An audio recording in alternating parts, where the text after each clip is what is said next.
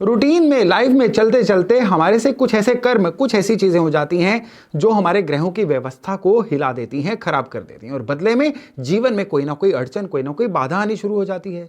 मेरे से लोग बहुत सारे सवाल पूछते हैं, ये करें वो ना करें। तो आज के वीडियो में मैं आपके लिए विशेष आपके द्वारा कुछ पूछे गए बहुत इंपॉर्टेंट सवालों के जवाब लेके आया हूं।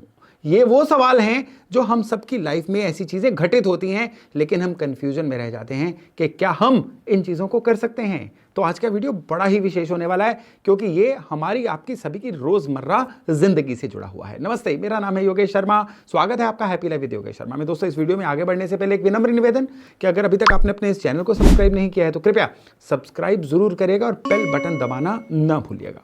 सबसे ज्यादा पूछे गए सवालों में सबसे पहले नंबर पे आता है कि क्या हमें अपने पुराने कपड़े जो हैं वो फ्री में दे देने चाहिए, दान कर देने चाहिए, जरूरतमंदों को दे देने चाहिए या नहीं। तो इसमें मेरा जवाब है कि 90% लोगों को ये जो चीजें हैं ये कर देनी चाहिए। इसमें एक पर्टिकुलर जो है ग्रह योग होता है, वो जिनके है उनको अपने पुराने कपड़े कभी भी फ्री में नहीं देने चाहिए। कौन सा है वो योग? वो योग है कि जुपिटर जो है, बृहस्पति, जब आपके बर्थ चार्ट में, आपके बर्थ चार्ट के 7th हाउस में हो या आपके जो बृहस्पति हैं वो तुला राशि के हों, तो आपको अपने पुराने कपड़े मुफ्त में देना अवॉइड करना चाहिए। इससे आपका किस्मत कनेक्शन खराब होता है, आपके जुपिटर भी खराब होते हैं, आपके शुक्र भी खराब होते हैं और जीवन में अनायास ही, एकदम से ही, अचानक से ही कुछ ना कुछ अड़चने आनी शुरू हो जाती हैं। अगर आपके जुपिटर तुला राशि में नहीं है, अगर आपके जुपिटर 7th हाउस में नहीं है, तो अपने पुराने कपड़े आप आराम चैन से दे सकते हैं। आपको किसी भी तरह का वहम करने की जरूरत बिल्कुल नहीं है। बहुत सारे लोग ये सवाल पूछते हैं और दाएं बाएं से कई एस्ट्रोलॉजर्स ने भी उनको ये चीज कह रखी होती है कि नीले काले कपड़े मत पहनिएगा। सबसे पहली बात यह है कि कपड़े जो है ना, ये चेंजेबल की कैटेगरी में आते हैं। जब आपके बर्थ चार्ट में शनि सही ना हो तो काला रंग मना किया जाता है, राहु सही ना हो तो नीला रंग पहनना मना किया जाता है। पहनना एक्चुअली कहीं पे भी मना नहीं होता है, ये जो चीज़ है ओवर द टाइम बना दी गई है। राहु सही नहीं है ना, आपको अपने घर में नीला रंग फिक्सचर्स में, जो चीज़ें फिक्स हैं उनमें नहीं रखना है। फिक्स चीज़ें क्या हैं? दीवारों पर किसी भी शेड का नीला रंग नहीं करना है, आपको फर्नीचर का नीला रंग नहीं देना है, आपको अपने पर्दों का नीला रंग नहीं देना है। यही केस जो है ब्लैक कलर के साथ है। पहनने की चीज है, आज आपने पहनी कल आपने उतार दी। चेंजेबल चीजों में ये ऊर्जाएं आपके लिए मैटर नहीं करती हैं, इसलिए नीला काला रंग जो है इसका जो है एक सर्वथा वहम ही है। आपके अगर राहु खराब है, आपके अगर शनि खराब हैं, तो आपको अपने फिक्सचर्स में नीला काला रंग जो है इसको अवॉइड करना चाहिए। यहां पे एक और चीज मैं आपको बता दूं कि बहुत सारे ऐसे लोग होते हैं जो नीले या काले रंग में ही ज्यादा कॉन्फिडेंट फील करते हैं। तो अपने कॉन्फिडेंस से समझौता क्यों करें? आपके शनि कैसे भी हैं, आपके राहु कैसे भी हैं, नीला काला रंग आप पहन सकते हैं क्योंकि जो चीज बहुत टेम्परेरी बेसिस पे है ना, ग्रहों की ऊर्जाओं को भी आप तक असर देने के लिए कुछ समय चाहिए होता है और जब तक वो समय पूरा होना होता है आप तो कपड़े जो है चेंज कर चुके होते हो। इसलिए इस चीज का बहुत ज्यादा वहम करना जो है आपको मना है। अपने घर के फिक्सचर्स में इन चीजों का जरूर ध्यान रखिएगा। अब एक और चीज आती है कि पूजा पाठ। बहुत सारे लोग जो हैं पूजा पाठ को लेके या मंदिर को लेके संशय में होते हैं। कई लोगों को यह कह दिया जाता है, जिनके गुरु छठे 7वें या 10वें में होते हैं, कि मंदिर मत जाना। यह चीज भी प्रैक्टिकली देखा गया है कि कोई बहुत ज्यादा रेलेवेंट नहीं है। दरअसल एस्ट्रोलॉजी का जो डिक्टम है ना, वो ये है कि आपको ओवर पूजा पाठ नहीं करना है। बृहस्पति आपका किसी भी पोजीशन में हो, जब अति कर देते हो ना आप किसी चीज की, तो ये बृहस्पति उल्टे खराब होने शुरू हो जाते हैं। कभी ऐसा नहीं हुआ है कि जो इंसान बहुत ज्यादा पूजा पाठ करता है उसको जुपिटर के बहुत ज्यादा फल मिलते हैं। एक चीज तो आप दिमाग में रख लीजिए कि ग्रह जो हैं ये रिश्वत नहीं लेते हैं, ये ऊर्जाएं रिश्वत नहीं लेती हैं। ये आपके कार्मिक संबंधों के साथ जुड़ी हुई ऊर्जाएं हैं। अपने कर्मों को इन ग्रहों के अनुसार करिए। पिछले कई वीडियोस में मैं ग्रहों से जुड़े कर्म बता चुका हूं, लेकिन ओवर पूजा पाठ करना जो है ना, ये आपके लिए हमेशा ही नुकसानदायक है। लेकिन लोगों के मन में यह भी एक ध्यान आता है कि कितनी देर पूजा पाठ किया जाए। अब कितनी देर का जो है ये हर एक के अनुसार अपना अपना ही सिस्टम है, लेकिन एक ओवरऑल जो प्रूवन है कि 10 से 15 मिनट पूजा पाठ के लिए बहुत है। ईश्वर ने जो समय आपको एक दिन में 24 घंटे दिया है ना, इसको ज्यादा से ज्यादा कर्म में लगाइए, काम में लगाइए। काम को जो इंसान पूजा समझ लेता है, बृहस्पति और शनि उसके जागृत होते हैं, और जो इंसान पूजा को अपना कर्म समझ लेता है उसके बृहस्पति नाराज हो जाते हैं। हाँ, आप पुजारी हैं, पूजा करना आपका काम है, आप पैसा लेके या दक्षिणा लेके पूजा कर रहे हैं, फिर सेपरेट केस है। लेकिन आप अगर अपने लिए ही भगवान को लगातार लगातार ध्यान करते ही चले जा रहे हैं तो भगवान इससे प्रसन्न नहीं होंगे। आप सपोज करिए आपकी कोई हाउस हेल्प है, वो आके अगर आपकी तारीफ ही करते जाएं, आपके नाम का चालीसा पढ़ते जाएं, तो आप खुश नहीं होगे। आप उनको बोलोगे कि आपको मैं अपने घर का काम करने के पैसे दे रहा हूं, आप वो करिए, मैं उससे खुश होऊंगा। ईश्वर भी यही कहते हैं, उन्होंने आपको दुनिया में काम कर्म करने के लिए भेजा है, अपनी लाइफ में लोगों की लाइफ में फर्क लाने के लिए भेजा है। पूजा पाठ जो है केवल और केवल आप समझिए कि एक गाड़ी है, आप उसका पेट्रोल भरवा रहे हैं, पेट्रोल भरवा के गाड़ी पेट्रोल पंप से निकल जाएगी, अपने काम करने जाएगी। एक ऐसी गाड़ी जो पेट्रोल ही सारा दिन भरवाती रहे, उस ना गाड़ी का कोई मंशा है, ना ही गाड़ी स्वस्थ रह पाएगी, और एक लिमिट के बाद पेट्रोल भी जो है गाड़ी से बाहर आना शुरू हो जाएगा। ठीक यही ओवर पूजा पाठ के साथ होता है। तो ओवर पूजा पाठ खाली जुपिटर की पर्टिकुलर पोजीशन के लिए नहीं, आपके बर्थ चार्ट के किसी भी तरह के बृहस्पति के लिए खराब है। बृहस्पति तो होता ही किस्मत कनेक्शन है, इसलिए पूजा पाठ को लिमिट करिए, जितना करना है फोकस के साथ करिए, उस डिवाइन से कनेक्ट करिए, उनसे ईंधन मांगिए, आज के दिन का शुक्राना अदा करिए कि आज का दिन आपको देखने दिया। बस इतना भर करना जो है ना, आपके जुपिटर को जागृत करेगा और आपके किस्मत कनेक्शन को बहाल करेगा। बहुत सारे लोग ना ये पूछते हैं कि ओवरऑल प्रॉस्पेरिटी के लिए क्या किया जाए। ओवरऑल प्रॉस्पेरिटी के लिए यूं तो देखिए, एक कोई ब्लैंकेट स्टेटमेंट नहीं है, हर एक की अपनी अपनी परिभाषा है प्रॉस्पेरिटी की। कोई स्वास्थ्य से, कोई खुशी से, कोई पैसे से, या कोई संबंधों से प्रॉस्पेरिटी को जोड़ के देखता है, सेटलमेंट को जोड़ के देखता है। लेकिन एक ओवरऑल जो है ना, वो है कि जब भी अमावस हो, पूर्णिमा हो और संक्रांति हो, ये 3 डेट्स का ध्यान रखिएगा।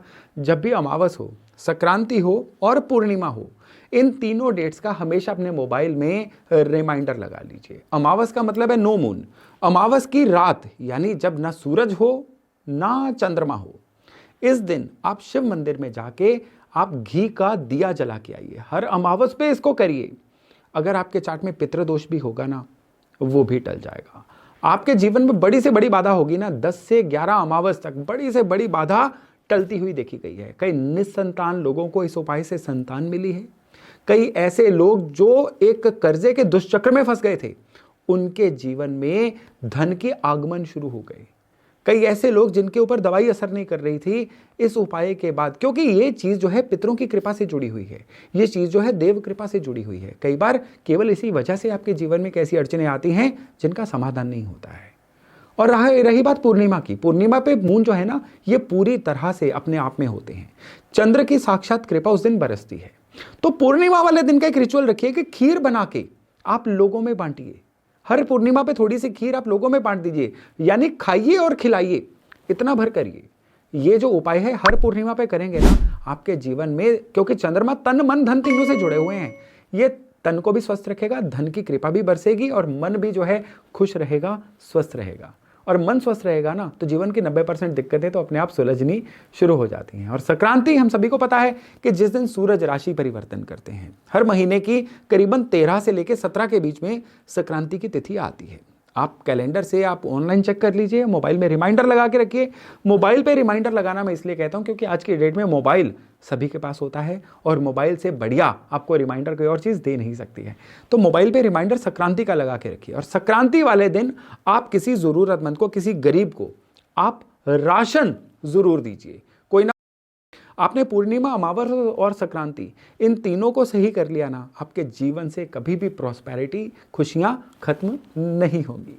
आज का वीडियो बड़ा ज़बरदस्त जा रहा है क्योंकि आज आपके सबसे ज़्यादा पूछे जाने वाले मैं सवालों के जवाब दे रहा हूं। तो अब अगले सवाल की तरफ चलते हैं। कई लोग मेरे से पूछते हैं कि हमें सर किस तरफ करके सोना चाहिए। देखिए, सर किस तरफ करके सोना चाहिए, उसके लिए वास्तु का एक बेसिक रूल है, नॉर्थ पोल और साउथ पोल दुनिया के। तो नॉर्थ की तरफ सर करके सोना, अब कहते हैं ना opposites attract each other. North pole है, नॉर्थ की तरफ अगर आप सिर करके सोएंगे, वास्तु पुरुष का जो सर है ये भी नॉर्थ की तरफ कहा जाता है ना, तो नॉर्थ की तरफ सर करके सोने से कहते हैं ऑपोजिट्स रिपेल ईच अदर, तो ये दिक्कत हो जाती है। आप साउथ की तरफ सर करके सोइए, इससे दिमाग रिलैक्स रहता है, अच्छे आइडियाज आते हैं, दिमाग सुलझा हुआ रहता है, शरीर स्वस्थ रहता है। साउथ की तरफ सर करके ना सोया जाए तो आप सूरज जहां चढ़ता है यानी ईस्ट की तरफ भी सर करके सो सकते हैं, लेकिन जितना संभव हो सके नॉर्थ की तरफ सर करके सोना आपके लिए मना है। ऐसा करना जो है ना, ये आपके शरीर को रोगी भी कर सकता है, मन जो है ये उलझा हुआ रह सकता है। बहुत सारे लोग गिफ्टिंग को लेके बहुत सारी संशय में रहते हैं कि क्या हमें परफ्यूम गिफ्ट करना चाहिए। भाई परफ्यूम सीधी सीधी बात है शुक्र से जुड़ा हुआ है।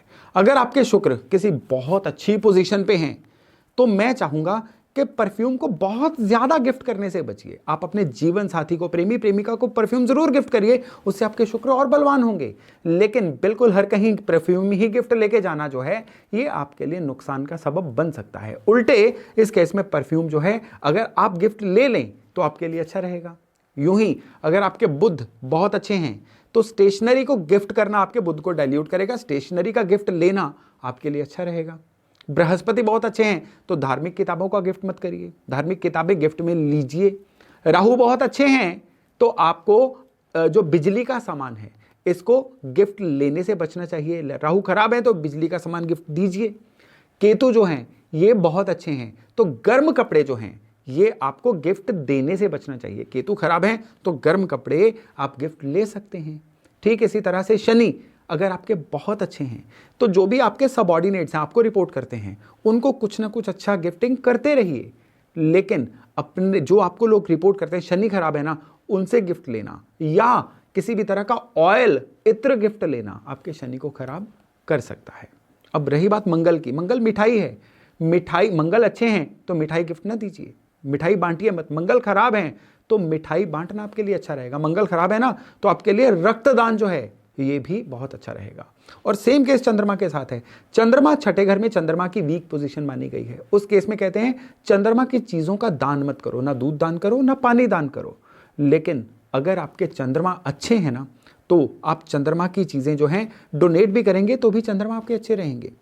चंद्रमा आपके बर्थ चार्ट में आपके रूटीन में जो अवेलेबल कैश होता है ना उसको डिनोट करते हैं। तो चंद्रमा की केवल छठे घर की जो पोजीशन है ना, एकमात्र ऐसी पोजीशन है जिसमें आपको चंद्रमा की चीज़ों को पब्लिकली डोनेट करने से बचना चाहिए। आप चंद्रमा की चीज़ें तब ले सकते हैं, देना उस केस में आपको मना हो जाएगा। तो दोस्तों ये थी मेरी एक छोटी सी कोशिश आपके द्वारा बहुत ज़्यादा पूछे जाने वाले सवालों के जवाब की श्रृंखला में कुछ सवालों का जवाब देने की। आने वाले वीडियोस में मैं आपके द्वारा कुछ और ज़्यादा पूछे जाने वाले सवालों के जवाब भी लेके हाजिर रहूंगा। मैं चाहूँगा कि अगर आपको लगता है किसी और को भी इस जानकारी की ज़रूरत है तो उनसे इस वीडियो को शेयर करना ना भूलिएगा। तो आज की जानकारी यही तक, बहुत जल्द मिलते हैं नए टॉपिक नए विषय के साथ। अपना खूब ध्यान रखिएगा। नमस्ते।